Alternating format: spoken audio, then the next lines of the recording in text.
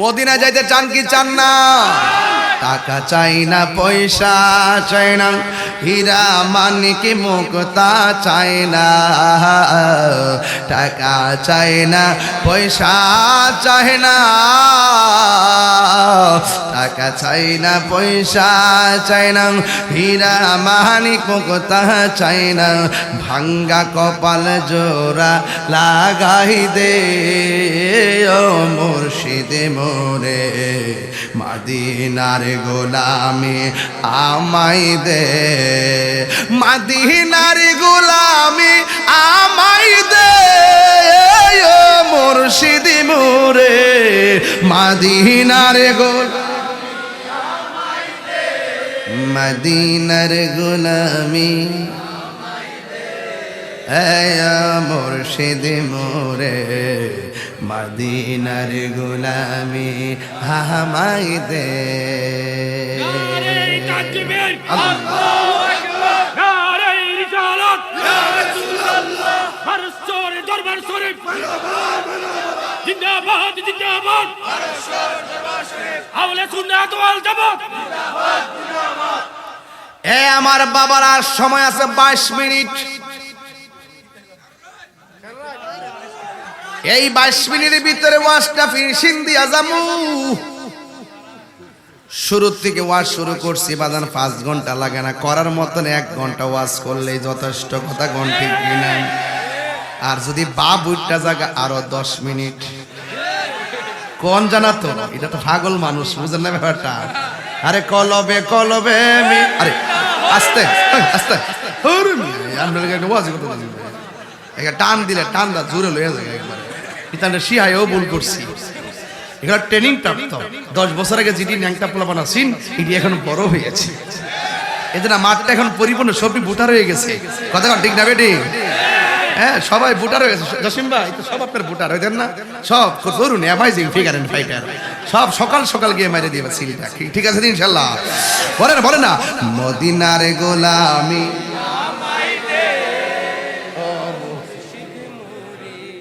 মদিনার গোলামি আমায় দে, এই তাহিরের মনের বাসনা। কইতাম নি কবে যাব সোনার মদিনা। সাথে আপনারা যাইবেন নি?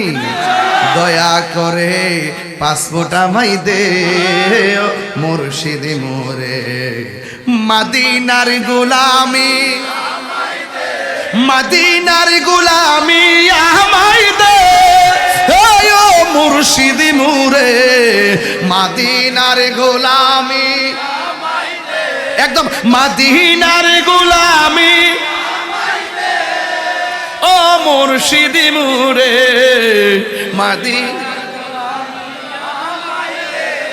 মদিনার গোলামি হ্যাঁ মুর্শিদ মোরে, মদিনার গোলামি আমায় দে। জোরে কোন ঠিক কিনা? মদিনায় যাইতে চাই কি চাই না? আর সময় 20 মিনিটের বাজি। আমার নবী আপনার নবী যুদ্ধের ময়দানে যাইয়া লাশের দিকে তাকায়া কান্দে, আবার আসমানে তাকায়া নবী হাসে। হাসি কান্নার ভিতরে খেলা আছে না নাই? আয় হায় হায় হায় হায়। সবাই তো সবার প্রশ্ন করতে পারে না। একটা তরুণ যোদ্ধা ছিল মাঠের মধ্যে। আপনার দরবার মুরিদ আছে না? সবাইকে আপনাকে সব কথা কও, কিছু নাতি দেখবে না, না না দাদা এটা এমনি দিতেইব। এটা হলো প্রত্যেকটা, এই যে বাইরের সাথে যারা চলে, আমার সাথে যারা চলে, কিছু তাকে ওভার ফ্রি, সব কথাই সে বলে। এটাই তো হওয়া উচিত, ঠিক না বেঠিক? এই জন্য ভাইয়েরা আমার, একটা সাহাবী ডাক দিয়ে কি, নবী গো দেখলাম ভারাক্রান্ত হৃদয় নিয়া যুদ্ধের ময়দানে এসেছেন, আয়েশা দেখলেন আপনার প্রিয় সাহাবী শহীদ হয়ে গেছে, আপনি সবার দিকে তাকায় চোখের পানি ফেলে কান্না করেছেন।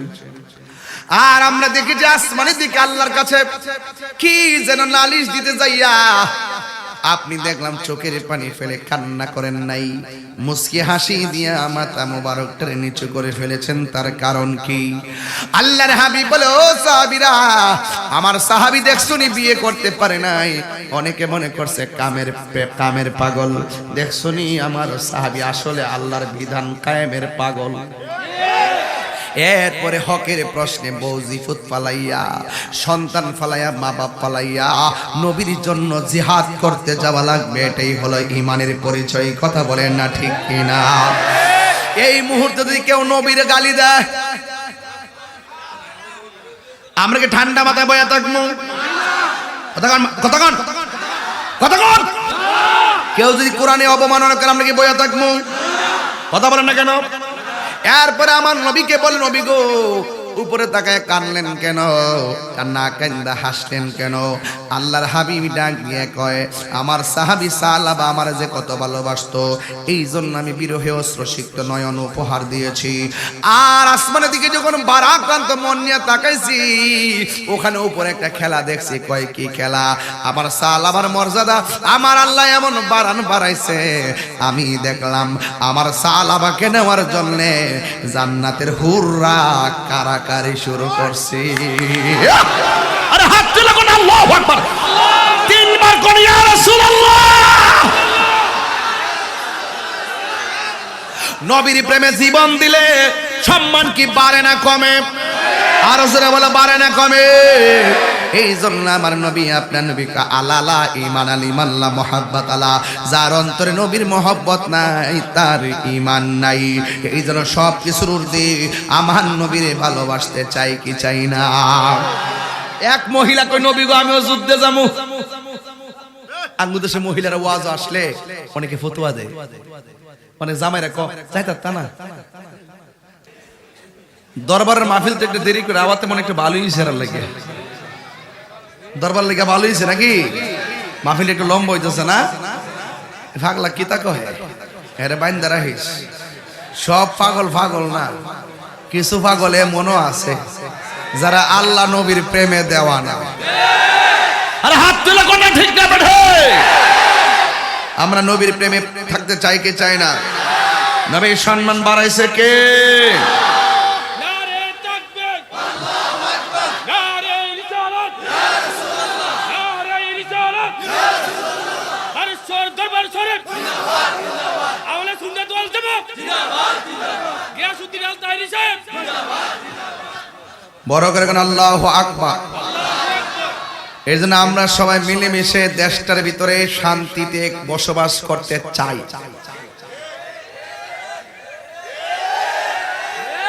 আপনার সাথে আমার মতাদর্শের ভিন্নতা থাকতে পারে, তাই বলি কি আমি আপনাকে মেরে ফেলার পথ বেছে নিব? তাহলে গতকাল আপনি হাদিকে এইভাবে গুলি করলেন কেন? গত কয়েকদিন আগে আমার রইসুদ্দিনকে প্রকাশ্যে পিটাইয়া মারলেন কেন? আল্লামা শহীদ ফারুকীকে ঘরের ভিতরে ঢুকাইয়া হাত পা বাঁধা গলা কাটা জবাই করলেন কেন? বিচার একদিন হবে। কিন্তু আপনার সাথে আমার মতাদর্শের ভিন্নতা থাকতে পারে, বাট হয়তো কিছু কথাবার্তা করেন, কিন্তু মেরে ফেলবেন এই দৃষ্টিভঙ্গি পাল্টাতে হবে। কারণ খুনিদের শাস্তি কিন্তু ভয়ঙ্কর, আর যে খুন যার নেশা একদিন কিন্তু সেও ওই পথের প্রতীকী হবে। আজকে দেখছি আমাদের স্বরাষ্ট্র উপদেষ্টা তিনি ঘোষণা করছেন যে যারা হাদিকে এইভাবে গুলি করছে যদি ওই তাকে ধরাই দিতে পারে 50 লক্ষ টাকা দিবে। কত?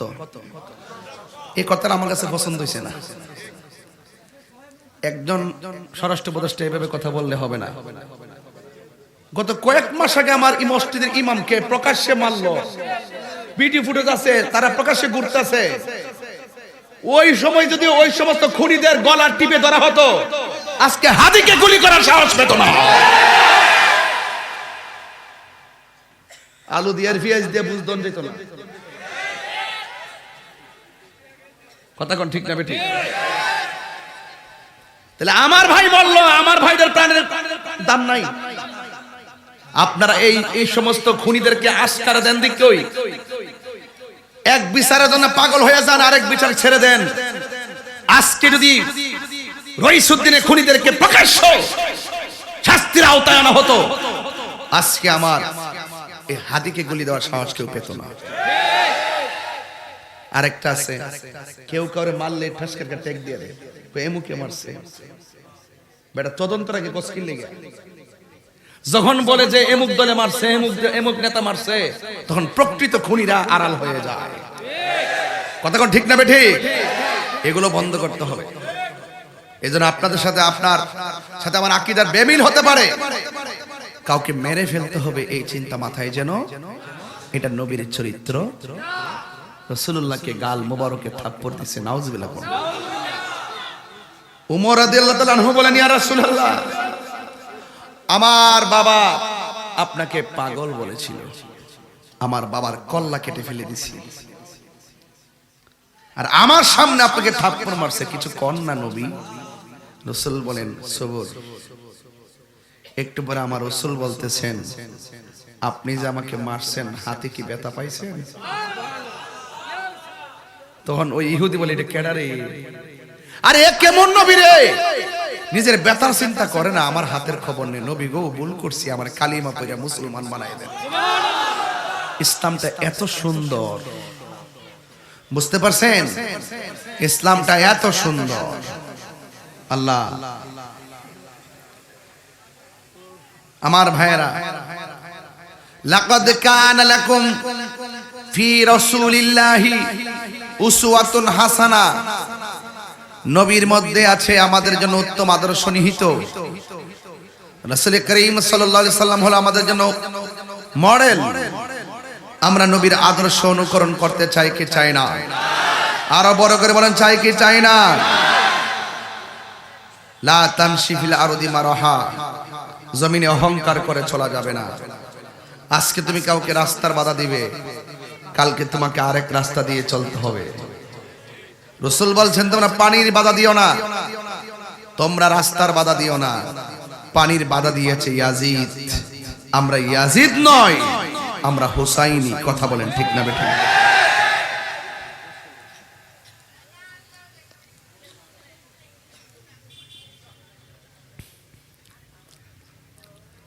আমার যুবক ভাইয়েরা, আল্লাহর হাবিব বললেন, সাহাবীরে, তোমার চোখের মধ্যে কেন পানি দেখা যায়? আপনারা বারেশ্বর দরবারের বাবা বলেন, কেন চোখে পানি ঝরে? আমার নবী বোঝার ক্ষমতা আছে না নাই? ওই লোকটা ডাক দিয়া কই, নবী গো, আমি এমনিতেই কাঁদি না, আমার আল্লাহ যতগুলা বিধান নাজিল করেছেন, এমন কোন বিধান নাই যেই বিধানটা আমি পালন না করি, কিন্তু একটা বিধান আমার বাকি রয়ে গেছে। নবী আমার জিজ্ঞাসা করে, কোন বিধান? আল্লাহর হাবিব বলেন, কোন বিধান? এবার ওই লোকটা ডাক দিয়ে, ইয়া রাসূলুল্লাহ, বিধান অন্য কিছু নয়, বিধানটা হলো আমি বিয়ে করতে পারি না। জিজ্ঞেস করা হয়, কেন? কয়, তারা আমারে পছন্দ করে না। আল্লাহর হাবিবের হাত মুবারকে একটা কাগজ নিয়ে আমার নবী লিখলেন, লিখে ডাক দেয়া বলেন, হে পাগলা, এই কাগজটা নিয়ে এমুকের বাড়িতে যাইয়া কাগজটা মালিকের হাতে দিবা। মালিক যে উত্তরটা দেয়, উত্তরটা শুধুমাত্র আমি নবীর কাছে বলবা। এবার কাগজটা নিয়ে গেল মালিকের কাছে, বড় ধনাঢ্য মালিক, বড় লোক। এবার কাগজটা নেওয়ার পরে লোকটা পড়ছে, আর নিচে লেখা আছে, ইতি মুহাম্মদ রাসূলুল্লাহ সাল্লাল্লাহু আলাইহি ওয়াসাল্লাম। আজকে যারা বলে নবী লিখতে জানতো না, পড়তে জানতো না, এদেরকে ঈমান আছে নাকি রে বাজি? আছে, আছে। আর রহমান আল্লামাল কুরআন খালাকাল ইনসান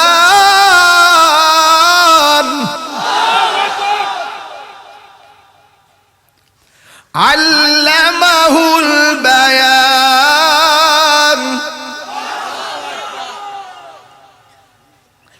আল্লাহ রাব্বুল আলামিন হলো রহমান। আল্লামাল কুরআন, যিনি শিক্ষা দিয়েছেন কোরআন। হায়রে বারেশ্বরের বাবা, নবীর শিক্ষক এই পৃথিবীর কেউ না। জবানটা খুলে বলুন নবীর শিক্ষককে। হাত তুলা কোনকে? সন্দেহ আসেনি? রাসূল বলেন বুইস্তু মুআল্লিমান, আমি দুনিয়ার মধ্যে শিক্ষক হয়ে এসেছি। সুবহানাল্লাহ করে রে। আল্লাহ বলে আল্লামাকা মা লাম তাকুন তাআলাম। ও বন্ধু, জানা না জানা, দেখা না দেখা, সব আমি আল্লাহ কোরআনের মধ্যে বর্ণনা করেছি। আর এই কোরআনটা আমি কাউকে শিক্ষা দেই নাই, এই কোরআনটা আমি আল্লাহ আপনি নবীর শিক্ষা দিয়েছি। কোরআনের মধ্যে কিছু বাকি আছে, সব উল্লেখ আছে। কিছু জাহিরি, কিছু বাতিনি। কিছু জাহিরি, বাতিনি। আমি যে কোরআন শরীফ পড়বো এখন, আপনি কি কষ্ট পাবেন নাকি? আবার একটু আগে তেলাওয়াত শুনছেন, অনেক মধুর লাগছে না? উনি কিন্তু অনেক ভালো তেলাওয়াত করে। আমি তো হাফেজ হইতে পারি নাই, হইলে কত সুন্দর করে পড়তাম। এখন তো অনেক ভুল হয়ে যায়।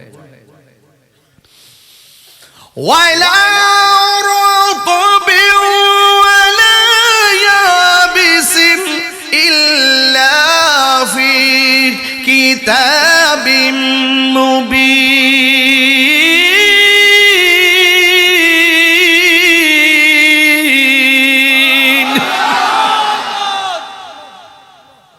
অর্থ কি? অর্থ কি? এমন কোন সূক্ষ্ম কণা নাই যে কোরআনের মধ্যে বর্ণনা করে নাই। সূক্ষ্ম একটা কণার কত কোরআনে আছে। আর এই কোরআনের সূক্ষ্ম বলি আর বড় বলি, গোপন বলি আর জাহিরি বলি, সব এলেম আমার নবীর সিনার মধ্যে ঢেলে দিয়েছেন কে? ওয়াজ বুঝে না? নবী বলে লিখতে জানতো না। হাজী ভাই, আমাকে একটা খিটখিটে মেজাজ মারাত্মক, মানে হক কথার দিকে গোপন করে আমার রাগ উঠে। যেমন ওই দিন দেখলাম একটা কাফেলা পাঠাইছে এক বাড়িতে, যায় মহিলা কইতাছে হাসর মাঠে আল্লাহ জিগাইব তোমার দুনিয়াতে প্রতীক আছেন কোনটা? আমনে কর, আমনে বিবেক কি কয়? এটা জিগাইব যে প্রতীক আছেন কোনটা জিগাইব? হ্যাঁ, আমরা শুনছি হাসর মাঠে প্রথম হিসাব হইব নামাজে। আবার কবর জিগাইব তোমার দুনিয়াতে দলের নামটা কি আছে? এই কথা আমি কিন্তু ফারায়া গুতায় কইতাছি, এরপরে না বুঝলে খবর আছে। আমি শুননি না, আমি শুননি না, আপনারা শুননি না, আমার বাপে শুননি না। কেউ যদি কোরআন সুন্নাহ অপব্যাখ্যা করে তাকে কি সমর্থন দেওয়া যাবে?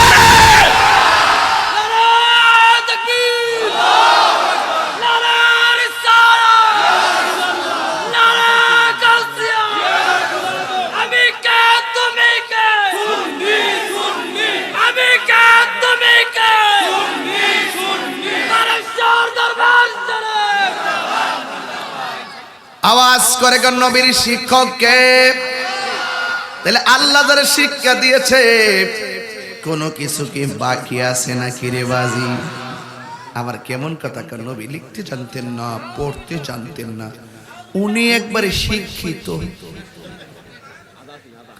ওনার শিক্ষার সার্টিফিকেট অভাব নাই, শুদ্ধ কথা বলে। এই নীল, এই নীল, এই নীল,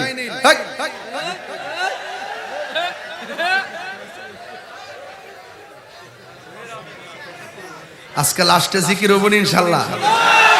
এ আমার ফুলাভান্ডি করে, ফুলাভান্ডি আসি নে, এই সমমত পাওয়া যাইবনি, পাওয়া যাইবনি। যা কইছি তা বুঝতেছেন না আপনারা?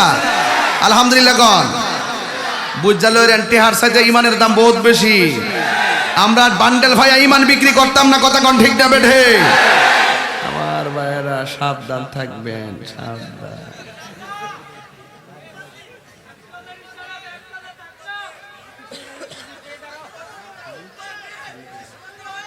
মারহাবা কন।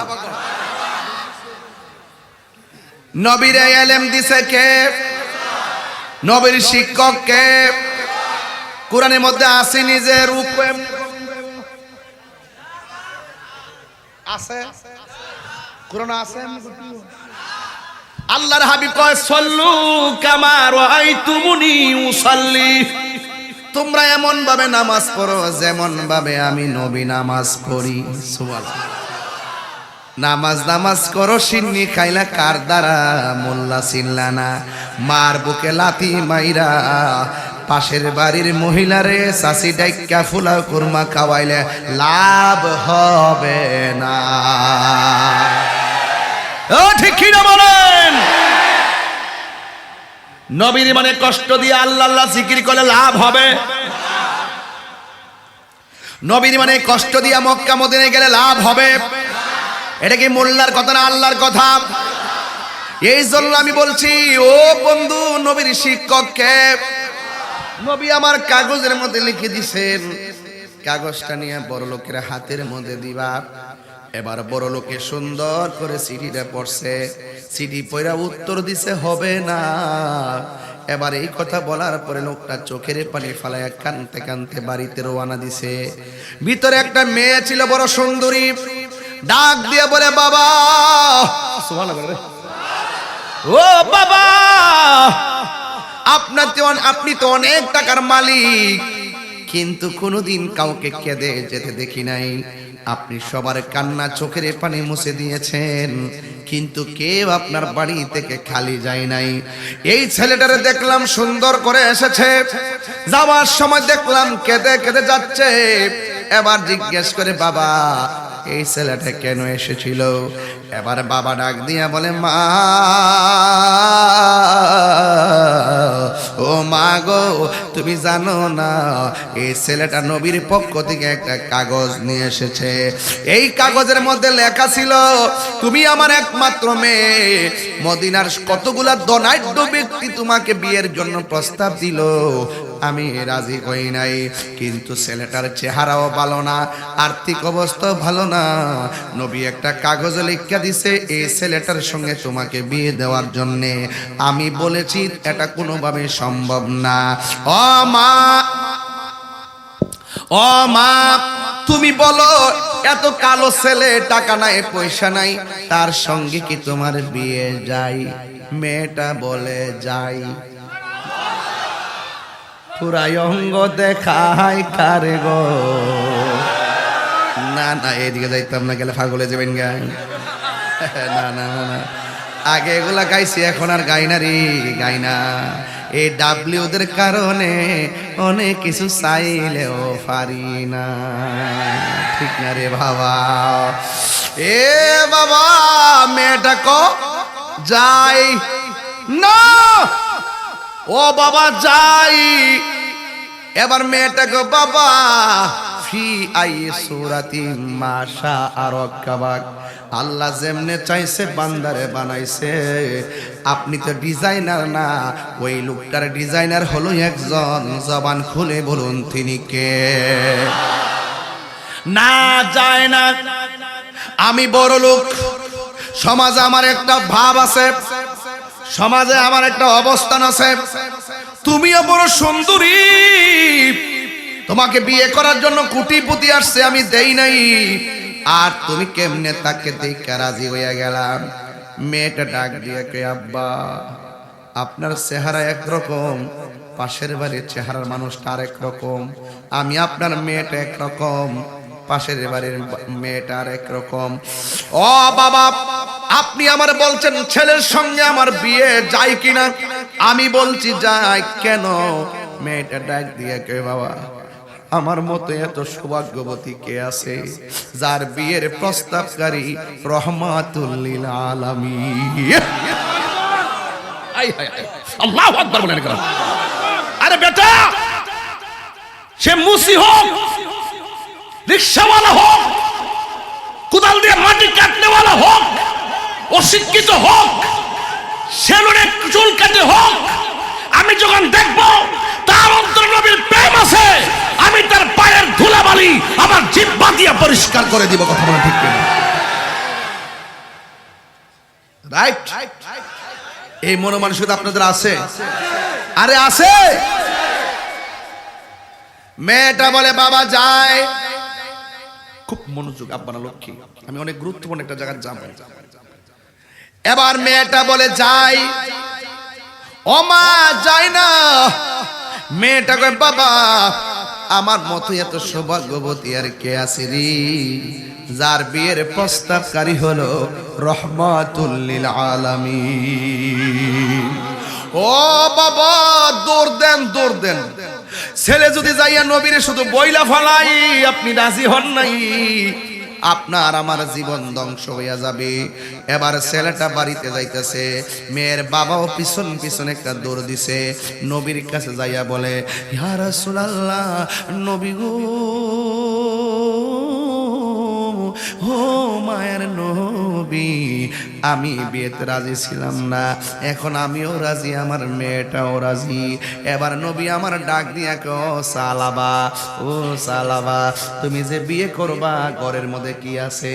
কই নবী গো, নবী গো, ও মায়ের নবী, আমার লুঙ্গিটা আর পাঞ্জাবি ছাড়া ঘরের মধ্যে কোনো সম্পদ নাই, তাইলে তুমি মোহর না আদায় করবা কেমনে?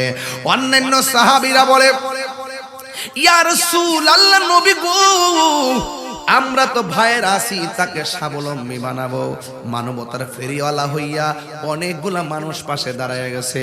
হাজী জসিমউদ্দিন জসিম ভাই তিনি বললেন করোনার সময় তিনি মানুষের পাশে ছিলেন, লাশ সৎকারের কাজে ছিলেন, দাফনের কাজে ছিলেন। আবার যখন বন্যা এসেছে তিনি বলেছেন পায়ে হেঁটে হেঁটে মানুষের দ্বারে দ্বারে তিনি উপস্থিত ছিলেন। একটা কথা মনে রাখবেন, humanity is the very important element for our life.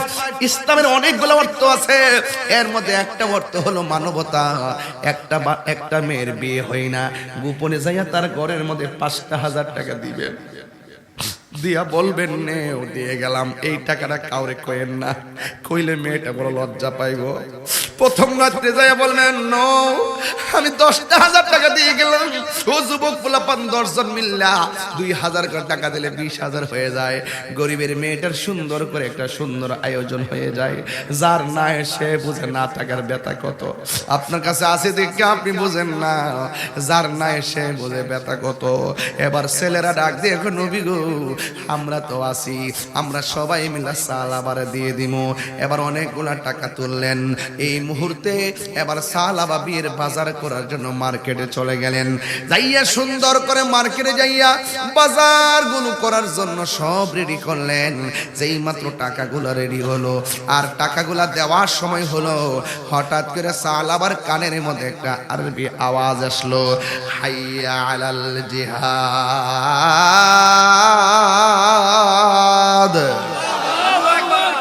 যখন একটা আওয়াজ আসছে জিহাদের ময়দানে আসো, ইসলামের নাম নিশানা বুঝে ফেলার জন্য একদল মানুষ আসতেছে।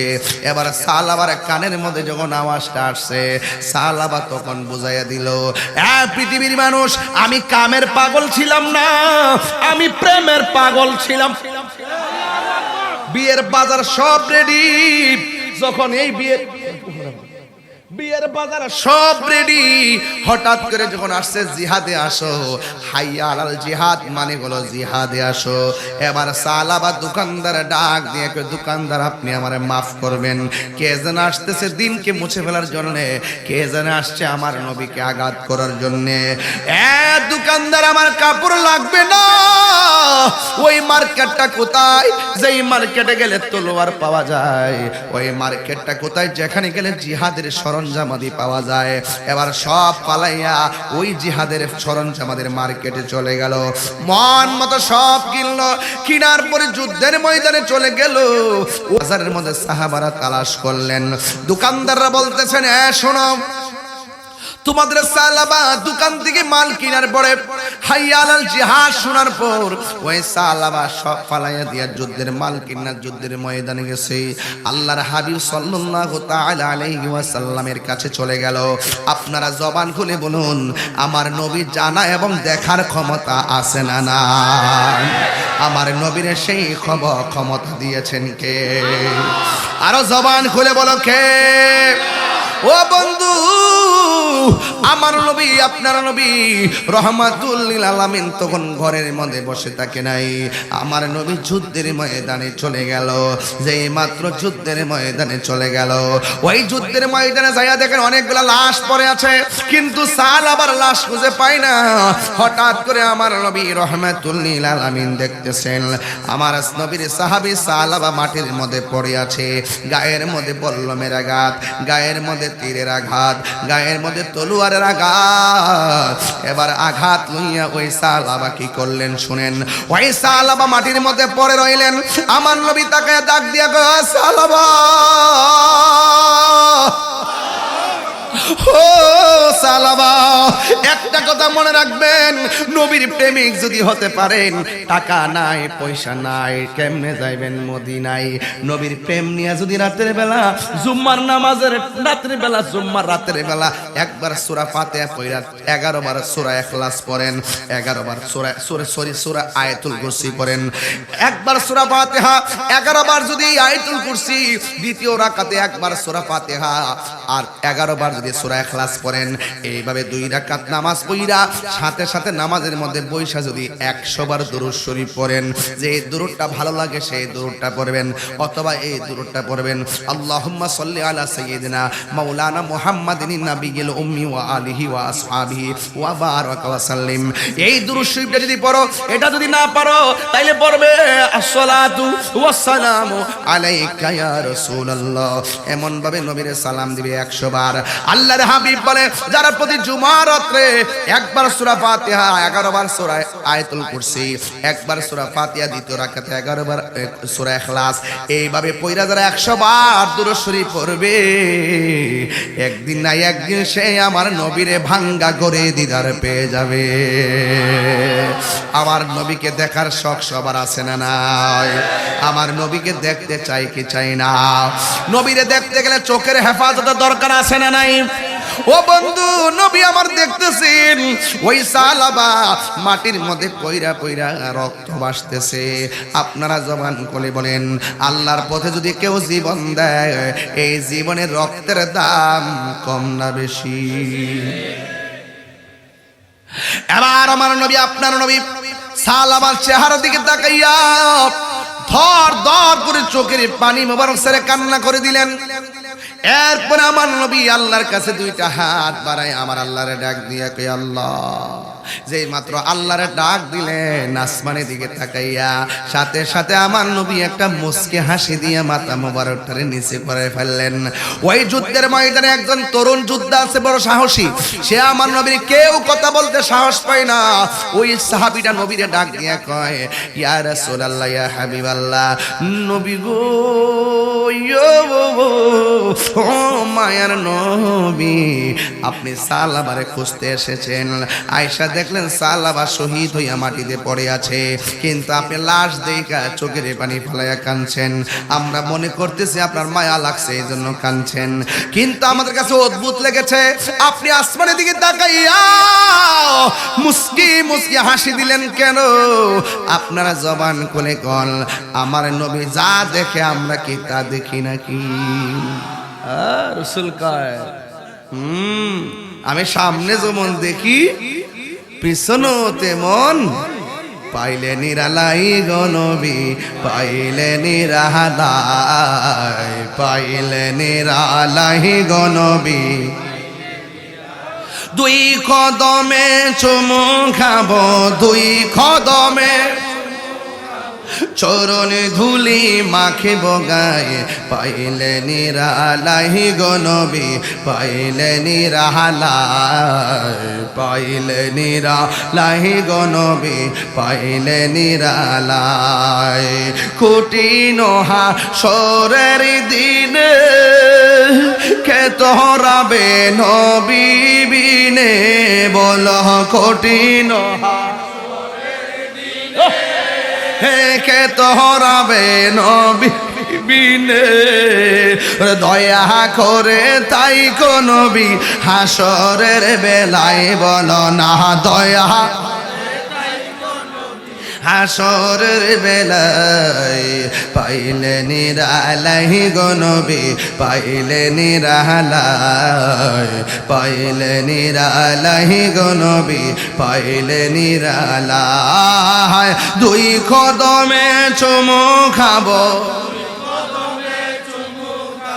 চরণে ধুলি মাখিব গাই পাইলে নিরালাই গো নবী পাইলে নিরালাই পাইলে নিরালাই গো নবী পাইলে নিরালাই একদিন স্বপ্নে দেখলে যারে এই নবীরে দেখতে চাই কি চাই না